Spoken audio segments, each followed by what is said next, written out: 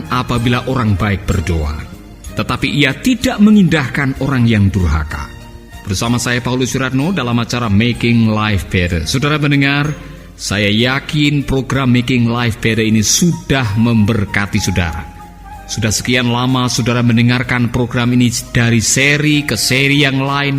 Dan apabila saudara mengalami perubahan dan punya kesaksian yang menarik yang bisa memberkati orang lain, kirimkan kesaksian saudara melalui email info@pauluswiratno.com, info@pauluswiratno.com.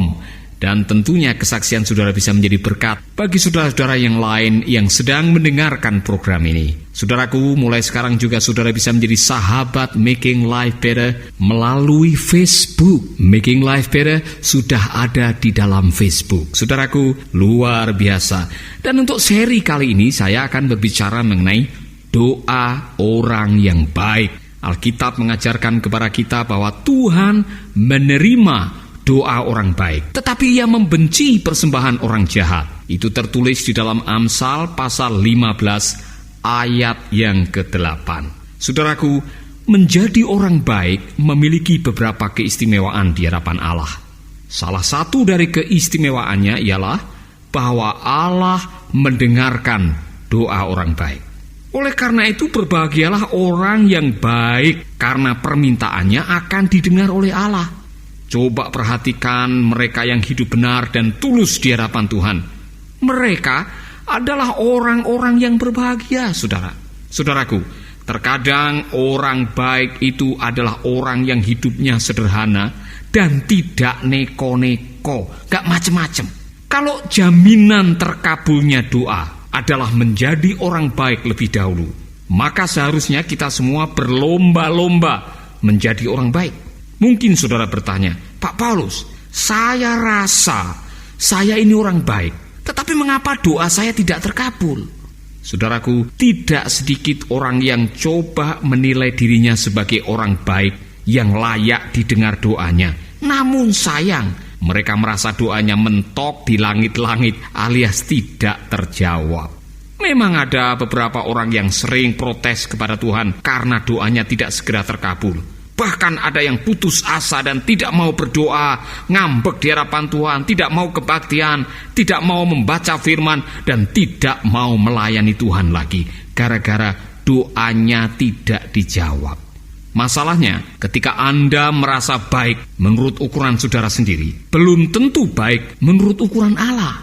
Baik menurut ukuran diri sendiri belum tentu baik menurut kriterianya Tuhan. Lalu orang baik itu seperti apa? Kan pertanyaannya begitu. Orang yang benar-benar baik itu kelakuannya kayak apa? Hidupnya seperti apa? Saudaraku, orang baik di dalam Alkitab sering disebut sebagai orang yang saleh, atau orang yang takwa, atau orang yang hidup menurut perintahnya dan menjauhi larangannya. Menurut Mazmur pasal 34 ayat yang ke-16, orang yang baik adalah orang yang saleh. Perhatikan ayat ini. Tuhan memperhatikan orang saleh. Ia mendengar bila mereka berteriak minta tolong. Orang yang baik menurut Alkitab adalah orang yang saleh atau orang yang menjaga hubungannya dengan Tuhan. Ukuran orang saleh bukan dilihat dari berapa kali dia berdoa setiap hari atau berapa sering dia mengunjungi gereja. Kesalehan seseorang bisa dilihat dari buah kehidupan. Saudaraku, ada orang yang pura-pura saleh karena ingin mendapatkan pujian dari manusia. Kalau berdoa di perempatan jalan, kalau memberi sedekah langsung bikin pengumuman di mana-mana. Kalau bicara sering mengutip firman Tuhan, ada tertulis firman Allah mengatakan, sedikit-sedikit berbicara bahasa roh.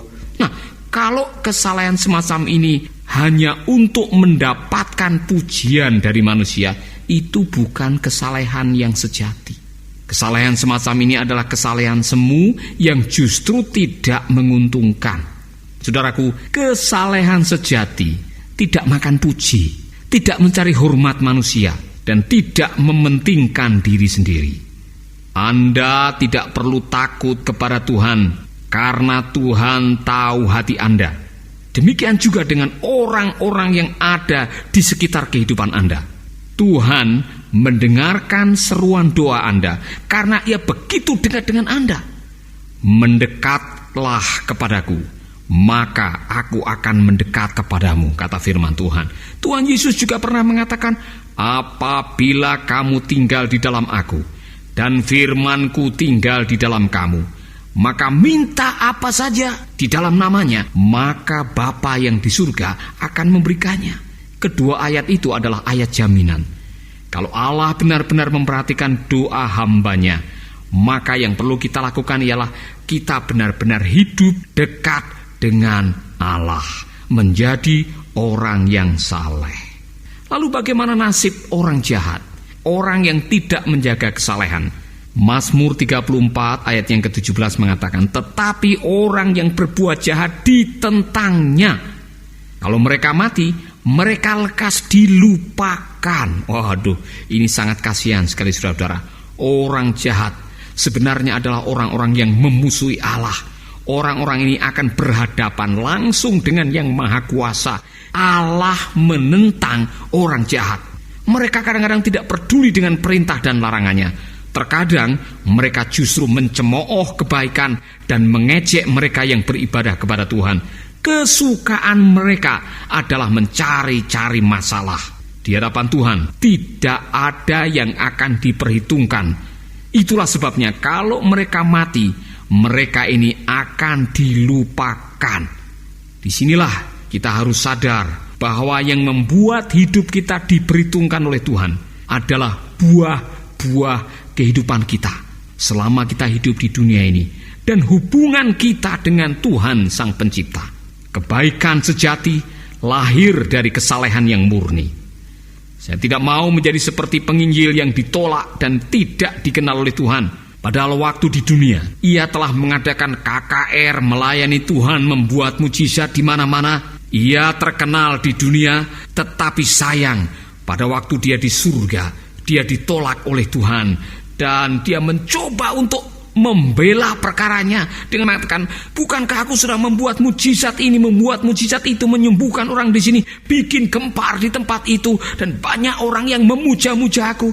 Tetapi Tuhan mengatakan, aku tidak kenal engkau, hamba yang jahat. Saudaraku, lebih baik tidak terkenal di dunia tetapi terkenal di surga, daripada terkenal di dunia tapi tidak terkenal di surga. Caranya bagaimana? Kembalikan semua kemuliaan dan hormat serta pujian kepada yang layak menerimanya, yaitu Tuhan. Nah, kebanyakan orang jahat belum sampai pada pemahaman seperti ini. Mereka berbuat jahat karena belum pernah mengalami perjumpaan pribadi dengan Tuhan. Mereka belum memiliki kesadaran bahwa kita adalah umat ciptaan yang fana dan membutuhkan bimbingan Sang Pencipta. Mereka belum mengerti apa artinya hidup dalam rahmat dan anugerah-Nya. Saudaraku, janganlah menjadi orang yang jahat, karena orang yang jahat akan ditentang oleh Tuhan dan doanya tidak diterima. Orang saleh itu seperti apa? Menurut Mazmur 145 ayat 18, orang saleh adalah orang yang tulus hatinya. Ia dekat pada orang yang berseru kepadanya dan memohon kepadanya dengan tulus hati. Orang yang saleh adalah orang yang tulus hati. Ya di atas ya dan tidak di atas tidak. Orang ini adalah orang yang berintegritas, jujur, dan siap hidup transparan di mana saja dan kapan saja. Tidak ada yang tersembunyi. Ia menyadari bahwa Tuhan itu Maha Tahu dan tidak ada yang bisa tersembunyi di hadapan Allah. Orang saleh adalah orang yang menjaga kehidupan kata dan perbuatan. Orang ini mengetahui apa artinya menyelaraskan antara hati nurani dan kelakuan. Ia tidak mau dicap sebagai kuburan yang dilabur putih, seperti orang Farisi yang terkenal sebagai orang yang munafik. Saudaraku, karena hatinya bersih, maka dengan mudah orang saleh bisa mendekat kepada Allah. Dan sebagai hasilnya, Allah pun akan mendekat kepadanya. Jangan heran kalau hidupnya penuh dengan urapan dan berkatnya berkelimpahan, karena ia bisa mendapatkan akses masuk ke dalam hadirat Tuhan. Orang mengatakan anointing attracts abundance. Orang yang hidup dalam urapan itu mengundang kelimpahan. Jadi tidak perlu merekayasa, tidak perlu pura-pura, tidak perlu melakukan ini itu seolah-olah menganggap dirinya suci atau tampil suci di hadapan orang lain. Orang yang tulus hati adalah orang yang menyenangkan hati Allah. Orang yang saleh, menurut Mazmur 145 ayat 19, adalah orang yang memperhatikan hatinya. Ia menyenangkan hati orang-orang yang takwa. Ia mendengar seruan mereka dan menyelamatkan mereka. Orang saleh adalah orang yang lebih mengutamakan manusia batiniahnya. Ia benar-benar memelihara jiwanya. Itulah sebabnya mereka hidupnya sederhana. Kesalehan Tuhan Yesus seharusnya menjadi contoh bagi kita. Orang yang saleh benar-benar memberi makan jiwanya melalui doa dan firman Tuhan. Kesalehan mendekatkan kita kepada Allah dan mendekatkan kita kepada sesama. Yesus mengatakan begini, Bapa dan aku satu. Tapi pada saat yang sama, ada orang yang mengatakan ia adalah sahabat orang yang berdosa. Tidak mungkin Anda mengatakan sebagai orang yang beriman kepada Tuhan, namun pada saat yang sama menolong sesama yang sedang membutuhkan pertolongan. Jika hal itu yang terjadi, maka iman kita harus dievaluasi. Karena iman tanpa perbuatan tidak ada artinya. Ciri orang saleh adalah mudah mengakui kesalahan dan bertobat di hadapan Tuhan. Ia tidak menyembunyikan dosa dan gengsi untuk mengakui kesalahan. Ia menyadari bahwa dosa bisa merusak keharmonisan hubungan dengan Tuhan dan menciderai hati nurani yang murni. Oleh karena itu, saudara-saudara, kalau kita ingin menjadi orang yang mau didengar doanya, jadilah orang yang saleh, jadilah orang yang baik. Mungkin ada di antara saudara yang selama ini sudah berdoa, bertahun-tahun menunggu janji Tuhan, sudah lama saudara berpuasa, tetapi kok belum dijawab doanya. Coba mari kita mengevaluasi hati kita. Kalau ada kesalahan, kalau ada sikap yang salah, kalau ada kelakuan yang belum benar, kita datang kepada Tuhan dan bertobat dan minta ampun dan mengatakan, Tuhan, aku mau menjadi orang baik. Haleluya. Sahabat, Anda baru saja mendengarkan program Making Life Better. Hubungi kami di 0811-3901-144 atau 0811-3901-140. Mari dukung pelayanan Making Life Better melalui rekening BCA 6690300525. Sekali lagi, 6690300525. Atas nama Paulus Wiratno. Terima kasih, Tuhan Yesus memberkati. Making life better, bikin hidup lebih baik.